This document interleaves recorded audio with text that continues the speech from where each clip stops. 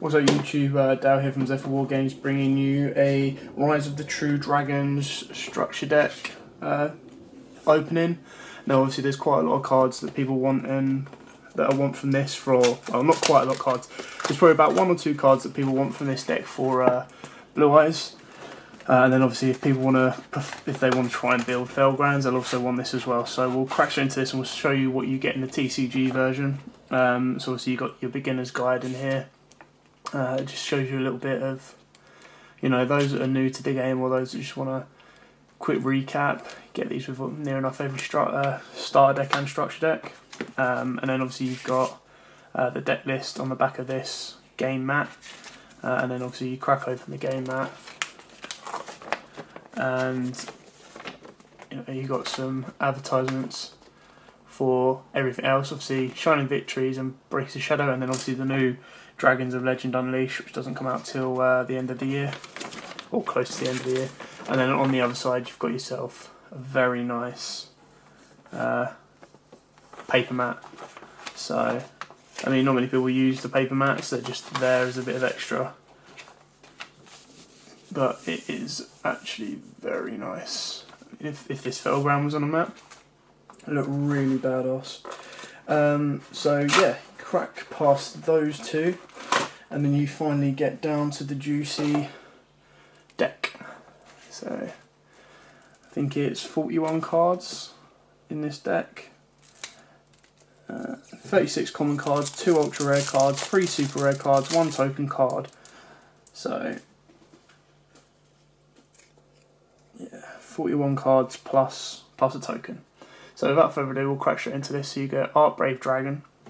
So let's have a look. If this card is special summoned from the graveyard, you can banish as many face-up spell or trap cards your opponent controls as possible.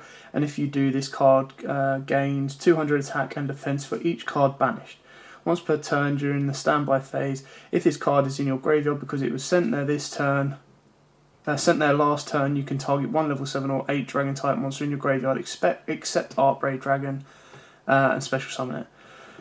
So he's a 2/4/6 level 7, and he's quite a good effect. I mean, you special summon this card with the new spell card that we'll get to in a minute, which is the one that everyone is going to try and hunt. Well, not hunt, but everyone's going to want for Blue Eyes and that.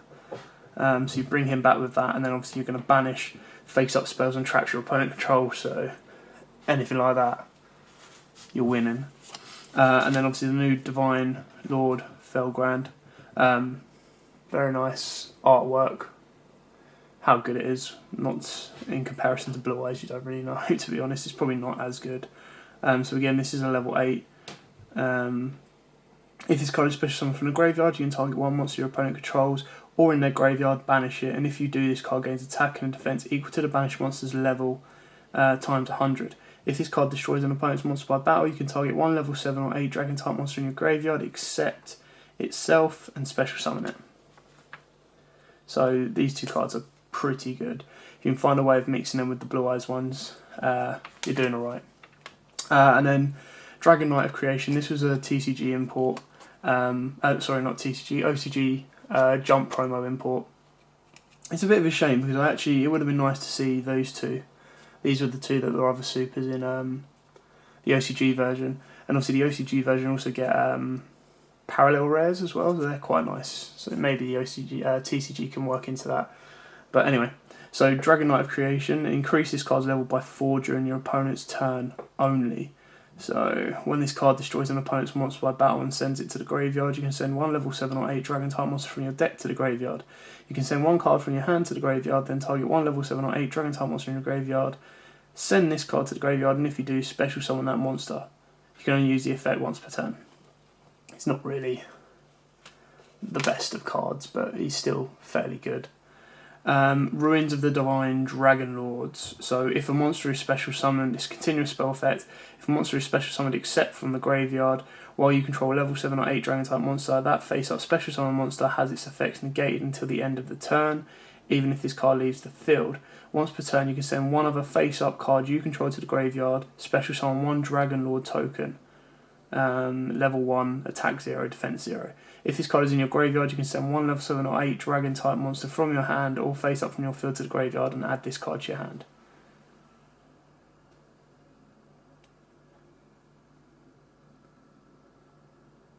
So basically, if your opponent special summons except from the graveyard while you have a level 7 or 8, it has its effects negated to the end of the turn. So it's kind of like it'll lose one turn, but it doesn't shift it to defense. It's okay, but not brilliant. Now this is the card that everyone wants. It's not a quick play like Silver's Cry. However, it does let you target one level 7 or 8 dragon type monster in your graveyard, special summon it. If a dragon type monster you control would be destroyed by battle or card effect, you can banish this card from your graveyard instead. This card is awesome. So, for the dragon decks anyway. Even though it's not a quick play, you can still, the effect to banish it to stop one of your dragons being destroyed by battle or card effect is great. And then the fact that it can target just a level 7 or 8, and obviously Silver's Cry is only normal monsters. So this card can get you access. So if you activate trading on your Felgrand, it can get you that back. If you run other level 8 dragons in your deck, it'll get you that back regardless. So yeah, this is a really good card for this deck. It's probably the main one that, like I said, that everyone wants and everyone needs.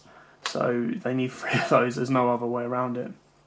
Okay, I'll try and speed up through these lot. I mean, you've got Paladin and Felgrand, so these are all the commons. If this card is normal summoned or special summoned, you can equip one level 7 or 8 dragon type monster from your hand or deck to this card. This card is unaffected by other monster effects while equipped with a card. You contribute one monster and this card, then target one level 7 or 8 dragon type monster in your graveyard and special summon it. Pretty straightforward on that one. I think this guy's exactly the same.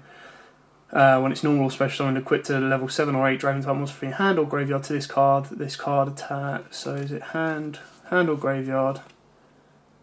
And this one's hand or deck. This card gains attack and defense equal to half the attack and defense of the equipped monster. You contribute one monster and this card, then target one level 7 or 8 dragon monster in your graveyard and special summon it. So straightforward on that one.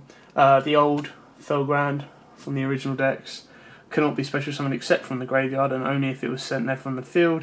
If this card is special summoned, target one monster in the graveyard, this card gains attack equal to that. So not that relevant.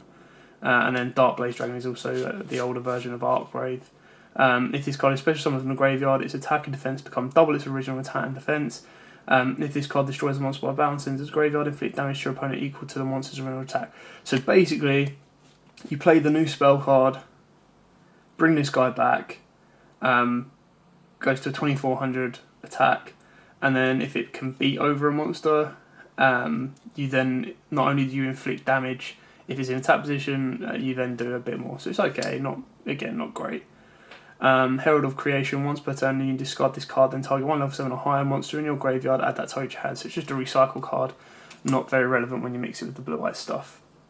Decoy Dragon, if this card is targeted for an attack, target one level 7 or higher dragon monster in your graveyard, special summon it, and if you do, change the attack target to it and perform damage calculation. So basically your Maiden, just not as good. Red Eyes Metal Dragon, amazing card. So you can special summon this card from your hand by banishing one face-up dragon monster you control. Once per turn, you can special summon one dragon type monster from your hand or graveyard except Red Eyes Metal Dragon. So, just for an example, you contribute off your any of your Blue Eyes eggs or even a Blue Eyes monster. So you tribute off your Blue Eyes monster, get this guy, and get a Blue Eyes from a grave. So it's just getting out a strong beat sick, level 10, and then bringing out another one as well. Bringing out back a Blue Eyes or whatever card you've got in your graveyard. So not great first turn, but obviously if you have trade in, you drop trade in, get this out, summon an egg, Blue Eyes egg, tribute that off, banish that off, get this guy, bring back the Blue Eyes, you've now got 2 beaters on your board. Red-Eyed Wyvern. During your end phase, if you did not normal summon or set a monster this turn, you can banish this card from your graveyard, special summon Red Eyes monster from your graveyard except Red Eyes Black Shik. So, I mean, most of these are just reprints, so I'm not going to spend too much time on them. Darkstorm Dragon, Armor Protector Dragon, Evil Swarm Zakar, that's pretty cool. It's destroyed by your opponent's card effects. If the face-up card is destroyed by battle or card effect, sent to the graveyard, target one special summon level 5 or higher monster on the field, destroy it. So, not great, but it's still nice to see an Evil Swarm reprint. Eclipse Wyvern, the white dragon and black dragon, so these are great as well, running 3 of those. Keeper of the Shrine. These are all kind of like filler cards. I mean, you know, the Light Swarm reprint's quite nice, mainly this guy, Raiden. It's a very nice reprint. A Card Trooper. So the reprints are okay, they're good, but I mean, like I said, most people are getting this deck to mix with their Blue Eyes. Dragon's Ravine, Wingbeat of Giant Dragon, Trade In, so this is a great one to get in common as well, because you're going to need this card in your Blue Eyes or whatever you want. Never bad having another Foolish Burial, you can always find decks to put that one in. Hand Destruction, not really necessary, you're not really want to, well, sometimes you can, but your trade-ins are going to take the place of this guy anyway. Rhoda, Warrior Return Alive, Charge of Light Brigade, Terraforming, always need more Terraformings. Target 1 Dragon type Dragon's Rebirth. Target 1 Dragon type monster you control, banish that target, and if you do, special summon 1 Dragon type monster from your hand or graveyard. So it's basically a way of getting rid of your lower level dragons to bring out your bigger level dragons, but again, you're not going to be wanting to do it with your Blue Eyes deck as it is. Burst Breath, Needle Bug Nest, Breakthrough Skill. I mean, I know we just got this in gold, but to get another common version of Breakthrough, again, it's another one of them cards that you can never have too many of, the same as Call of the Haunted. And then the first reprint of Oasis Dragon Souls, as far as I know. It might have been reprinted in the tins, but I mean, officially outside of what it was, Oasis Dragon Souls is always a nice card to have. It was a rare back in New Challengers, I believe, or Duelist Alliance, and it's always quite a great card. It's like a Call of the Haunted, but brings back in defense just to be safe and turns them into a worm type. And then here's your Dragon Lord token. So yeah, I mean, the reprints in this deck are really quite nice. Like, if you haven't got them already, some of the staple reprints are really good to have. So your Trade-ins, your Foolish, Oasis, Raidens, and stuff like that. So that's all quite nice to get. And obviously, your Red Eyes Darkness Metal Dragon as well. That's quite a nice reprint to get every now and then. The rest not so great, but then obviously, like I said, it's this card. This is the card that you want from this starter deck regardless. Name's not so good as the OCG one, but what are you going to do? But this card is free in every Dragon deck as far as I know and as far as I'm concerned. I mean, you'd be foolish not to place in a Red Eyes deck, a Blue Eyes deck, or even if you want to build a Felgrand deck, you'd be foolish not to play it in the Felgrand deck. So yeah, this is what people are hunting for. If it's anything like Silver's Cry and the fact that it's a super, the chances are this card could float around about £4 to £5 on its own.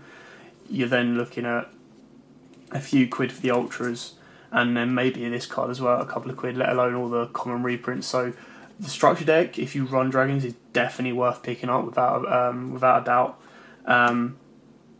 So yeah, thanks for watching. I hope it wasn't too boggling. We'll be bringing you a couple of deck profiles very shortly as well.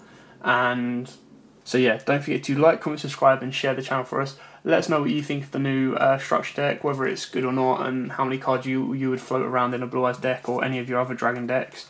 Yeah, this is definitely going to make the Euros a little bit more interesting. Because I mean, yeah, okay, we don't have alternate Blue Eyes, but maybe a Dragon Monster Reborn it could change the way it works. And I mean, it's rank 8, so your Titanic Galaxy is going to be an absolute animal in this deck. So yeah, thanks for watching. Don't forget to like, comment, subscribe, and share. And as always, happy dueling.